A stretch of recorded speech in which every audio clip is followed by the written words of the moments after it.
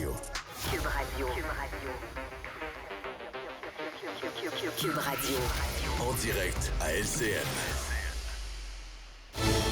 Alors, retrouver à 14h30 notre collègue à Cube Radio, Yasmine Abdel-Fadel. Bon après-midi, Yasmine. Bon après-midi, Julie. Il y a le sommet sur la fiscalité des villes au Québec qui s'est ouvert aujourd'hui à Montréal. Ça fait des mois qu'on entend les villes réclamer plus d'argent de Québec pour faire face à toutes sortes de problèmes, conséquences des changements climatiques notamment, problèmes de l'itinérance, logements sociaux aussi. Et le premier ministre leur a répondu que Québec n'avait aucune marge de manœuvre. Alors, que doivent faire les villes, selon toi?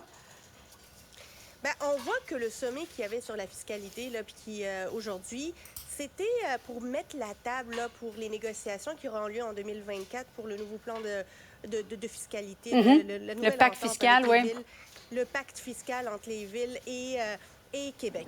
Et là, on voit que le gouvernement, lui aussi, il rentre dans une période de négociation, puis à la base, il veut leur dire, il n'y en a pas de marge de manœuvre. Donc, essayez pas d'aller chercher le 2 milliards que vous avez réclamé durant la campagne électorale.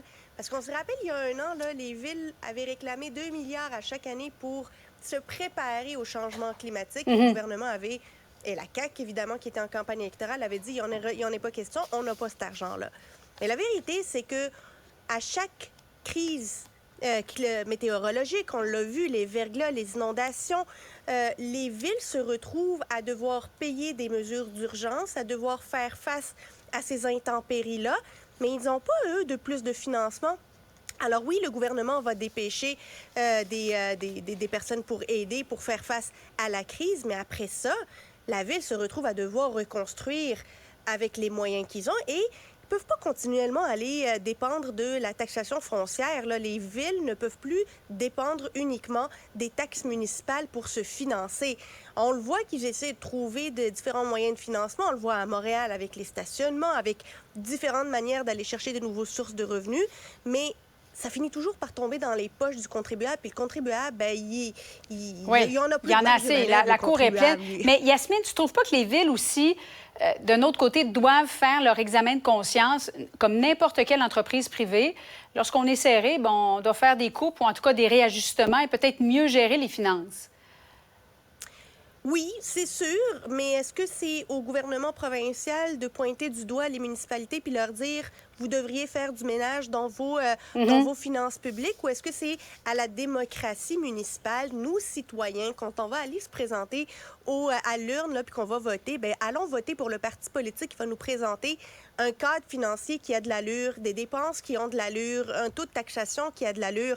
Parce qu'il ne faut pas juste voter pour des beaux projets qui nous coûtent bien cher, mais après, on ne veut pas se faire taxer. Il faut être cohérent avec ce que l'on veut. Alors, le gouvernement n'a pas nécessairement la latitude de pointer du doigt. Là, j'ai vu que la ministre Forêt leur a dit il va falloir que vous fassiez le ménage dans vos finances publiques. Je comprends les maires et mairesses qui se sentent insultés là-dedans parce que je ne pense pas que la mairesse Plante, par exemple, peut se retourner vers M. Legault puis lui dire vous aussi, vous avez du ménage à faire puis vous avez accordé des baisses d'impôts alors que vous n'auriez pas dû le faire. Vous devriez commencer par mieux nous financer avant d'accorder des baisses d'impôts électorales. Bon, en terminant, c'est finalement, on a appris la juge de la Cour du Québec, Marie-Josée Hogg, qui a été choisie pour présider l'enquête publique sur l'ingérence chinoise. T'as envie de dire quoi, Yasmine? Enfin, ou elle a beaucoup de travail, beaucoup de pain sur la planche et elle devrait faire rapidement? Une grosse job, un gros mandat qui est là parce que, bon, elle est respectée. Tous les partis soulignent finalement ses compétences, respectées dans le monde juridique. Personne ne lui enlève ça, mais par contre, elle a un délai, février 2024, pour répondre à toutes ces questions-là, notamment sur l'ingérence chinoise, l'ingérence russe et sur un autre paquet de questions, un mandat qui est assez large. Est-ce qu'elle va être en mesure, entre septembre 2023, remplir ce mandat pour février 2024, puis pour avoir un portrait juste de la situation? Moi, je trouve que c'est très court comme délai.